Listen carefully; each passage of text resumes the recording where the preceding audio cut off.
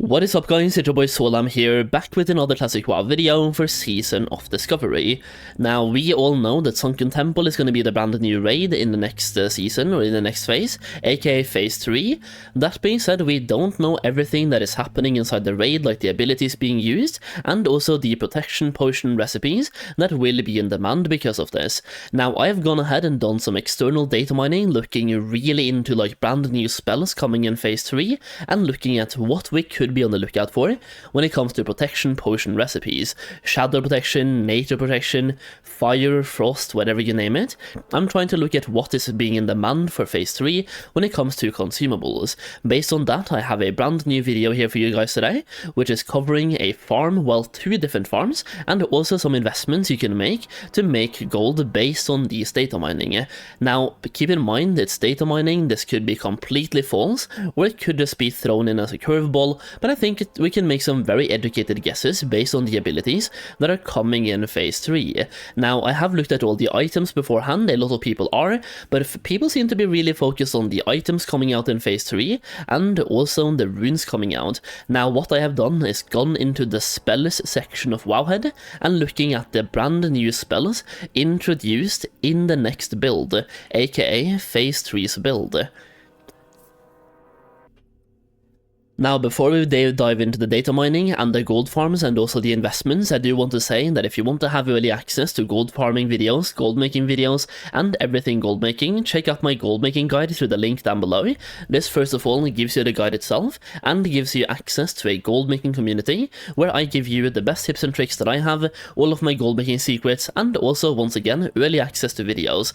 That means gold making videos, gold farming videos, and investments videos. You can see them before they go public, and that way you can use the farms before they are widely known, and you can invest into items while they are cheap. It's also a very good way to support me directly, and I think I'll be able to help you make some gold in return as well. In addition, I have opened up my Patreon, so if you want to support me over on Patreon, you can do so. The link is going to be down below, and I'm going to make at least one exclusive video on Patreon every single month. That way, that exclusivity will make that video even more worthwhile, and we're covering both gold farming, investments, and crafting in those videos. So for example, this month it could be a gold farm, next month it could be an investment tip as well. Just the main thing here is to have one video per month be exclusive to Patreon.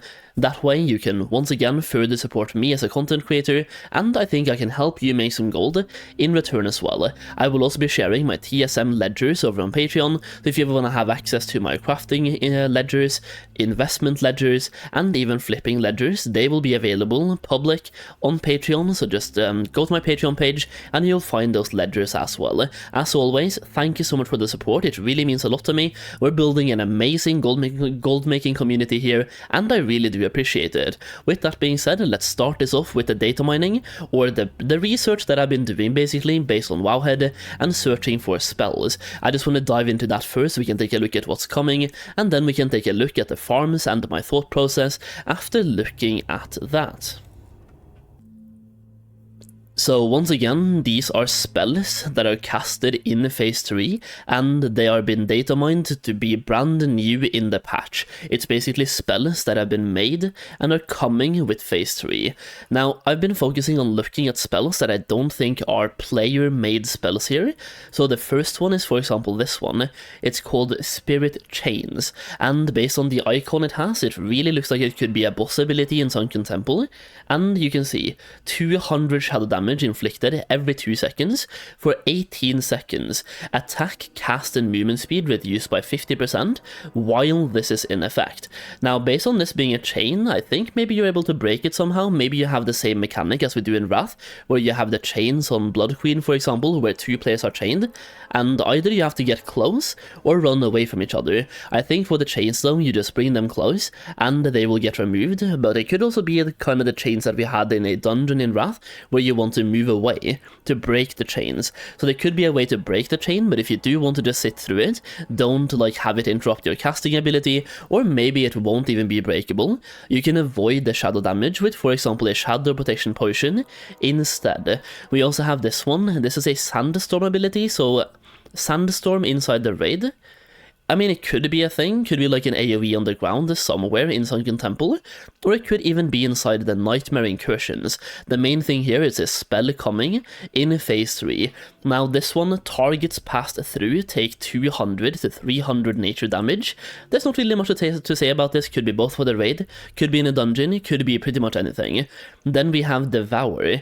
Devours nearby players, inflicting 1500 nature damage, and this one also reduces damage done by 90%, and movement speed reduced as well by 50% for 10 seconds. And you can see the buff or the debuff right here as well. Damage done reduced by 90%, and movement speed reduced by 50%. Devour to me sounds like something used by maybe a boss. It's kind of hard to say, but it looks like a boss ability to me. Then we have Acid Breath. This one could definitely be a boss ability. We had like, in BFD, we had a frontal cone, like a breath there as well, and with dragons in Sunken Temple, that makes sense, and Acid Breath as well. It's a lot of poison damage, nature damage in Sunken Temple also makes sense. Inflicts 500 nature damage and an additional 200 damage every 1 second to enemies in a cone in front of the caster. Now this one lasts for 45 seconds, so it could be a placeholder, could last that long, or it could even be an ad. Like, imagine this being an ad or like a mirror of some of the drakes that is literally just casting. So let's just say Eranicus, for example, could summon a mirror of Eranicus that is literally just breathing in one direction through the entire fight, and then after like a minute, he summons another mirror, so you could have 2 mirrors breathing in 2 different directions in a fight. That could be one of the use cases here. It could be happening, and we have a lot of nature damage being pumped out there. So once again, nature protection potions could be really good. Then we have this one, Corrosive Breath. The caster breathes a wave of corrosive magic at the target, dealing 1900 to 2100 nature damage, and reducing their armor by 100% for 12 seconds.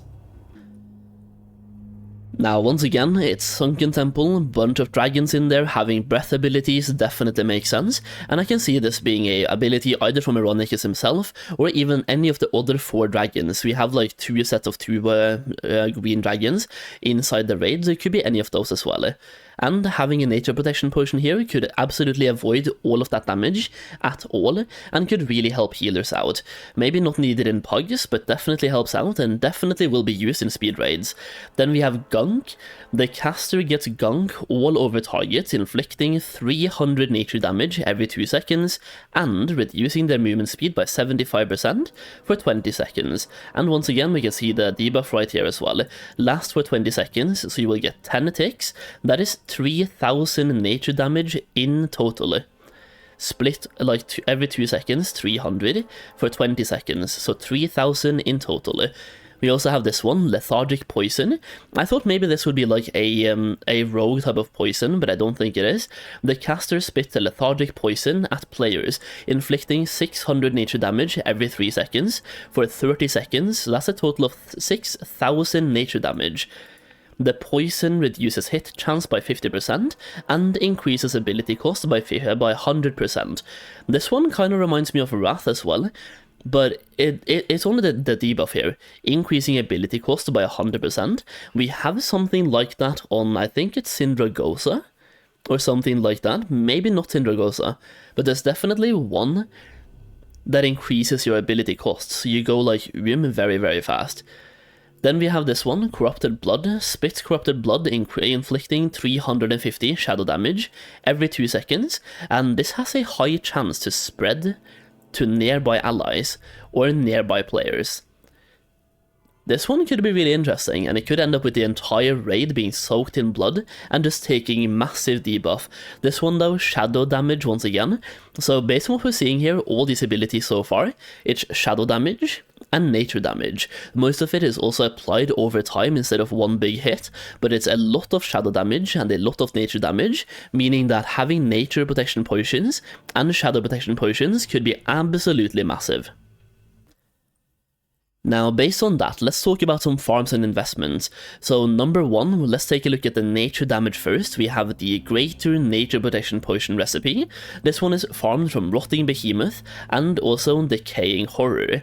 They are level 55 to 57 in total, and they're located in the Western Plaguelands. Now, I am right here right now farming these mobs, and it's basically right here. So you're farming them at the cave at the northeastern part of the Western Plaguelands, and they're spawning both inside the cave and outside the cave. Now, once again, being level 55 to 57, these could be pretty hard to farm in Season of Discovery Phase 3, and they could only be available to certain classes. So, as you can see, in level 55, there's a bunch of mobs around this place as well. We are going to be level 50. I am currently playing on Classic Era, being level 59, and just farming these a little bit to try out the farm itself. So what I'm doing here, you just pull them over here, and what you could do in Season of Discovery, if you somehow make this work, I'm going to try to do this without the pet to begin with, you can run up here. And there's a certain kiting metric that you can use for these mobs as well, where you can bring them up here, and then you can go here, and then jump over. And then you can jump down. Just takes way less damage this way. And then if you're a gnome, you can jump back up as well and keep kiting back and forth to avoid the damage you take. So being a hunter here, for example, you can utilize frost traps, explosive traps, and even things like shooting and getting damage over time. But also being a warlock like me, you can apply damage over times and then just keep kiting back and forth. The only thing you have to care about here is keeping the mob leashed while kiting. If you kite for too long without hitting the mob, he will reset. So you can abuse kiting mechanics like this a little bit in your favor. That being said, the mobs being high level, I think it's going to be very hard for casters to do this farm, but hunters can definitely do this one very, very effectively. So going back to the recipe though, we have the recipe right here once again. The recipe itself requires alchemy 290, and the potion itself is level 48, absorbs 1950 to 3250 nature damage, and lasts for a full 1 hour duration. Now, based on the data mine abilities we just looked at, a lot of them were between 2000 and 3000 nature damage, so one of these potions literally negates an entire mechanic, and as you can see, they require elemental earth and dreamfoil. So first of all, the farm attached to this method is this one right here, once again, the behemoths, the rotting behemoths and decaying horror in Western Plaguelands, but also think about elemental earth. Right now in phase 2, people get them left, right and center. I think investing into elemental earth could be really good here, especially now that we have data mined abilities showing nature damage in phase 3. I can't say in the raid because this could all have to do with the nightmare incursions coming as well, but I really do think a lot of them makes sense for the raid itself. So this one to me confirms or semi-confirms elemental earth to be a pretty good investment, especially if you get it really cheap. Now, we also saw a bunch of mechanics that had to do with shadow damage as well, so not only nature damage, but also a bunch of shadow damage. Once again, how much of that comes from the raid is kind of hard to say, but we can take a look at some of the bosses in the raid. Actually, I don't have Atlas suits in this guy, but there are a couple of mobs inside the raid that are not dragons. Now, the non-dragons could be dealing more shadow damage than actual nature damage, so what I can see happening here is the non-dragons do shadow damage, and the dragons do nature damage. To me, that would make a lot of sense. So based on that, once again, we do have abilities, data mine that we just looked at, dealing a bunch of shadow damage. Based on that, we have one more farm worth looking into, the recipe elixir, the greater shadow protection potion. Once again, this is the shadow version of the nature one, requiring 290 alchemy as well, and absorbs 1950 to 3250 shadow damage, lasts for a full hour, 2 minute cooldown, level 48 potion, so it could be used in phase 3.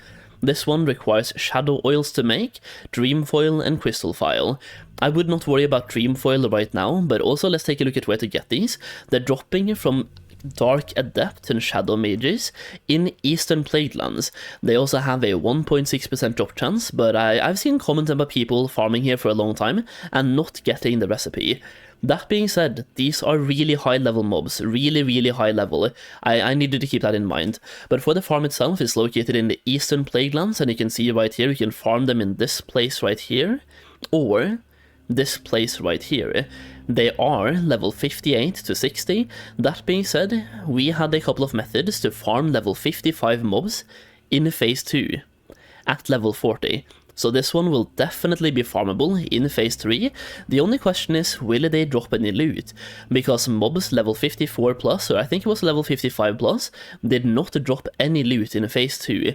So what I can see Blizzard doing here is making it so that level 60 mobs don't drop any loot in phase 3, but if they do, this farm could be worth doing, and I think it goes without saying, this one is probably going to be a hunter-only farm, being level 59 to 60, or 58 to 60, because the other ones are all the way down to level 58, so level 58 to 60, in the same place here as well. It's going to be a hunter-specific farm, but really worth knowing about for phase 3, if they do drop loot. Now, aside from the farming aspect, you also have, once again, one of the materials here being shadow oils. People are using that right now in phase 2.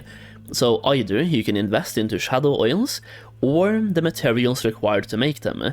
The materials to make shadow oils are, first of all, for Fade Leaf and for Grave Moss. In this case, Fade Leaf is very common, while Grave Moss is a lot less common. But it would be worth investing into both and even turning them into shadow oils and try to sell the oils, but also just save them up and try to make the potions if you get your hands on the recipe. So once again, the shadow spells gives us 2 farms, well, it gives us 1 farm, two different places, but 1 mob that you can farm for this recipe in Eastern Plaguelands that is worth knowing about if it drops from these mobs and they do drop loot, and it also gives you 1 investment you can make on the shadow oils right now in phase 2.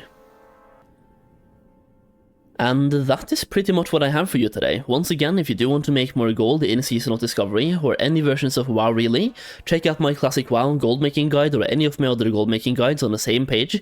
I have one for Cataclysm, Retail, Wrath, and Season of Discovery, and you can check out my Patreon to get access to my TSM ledgers and have more one-on-one type of coaching, and you also get access to my gold making communities, where you can talk gold making with each other and ask me questions as well. It is a great way, once again, to support me, and I think I'll be able to help you make some more gold at the same time. There's going to be a link or a pop-up to my gold making guides in the top right corner right now, and you can also find the links to both my gold making guides and my Patreon in the video description or the pinned comment. As always, if you enjoyed the video, leave a like down below. Thank you so much for watching, I really do appreciate it, and I'll see you again very soon.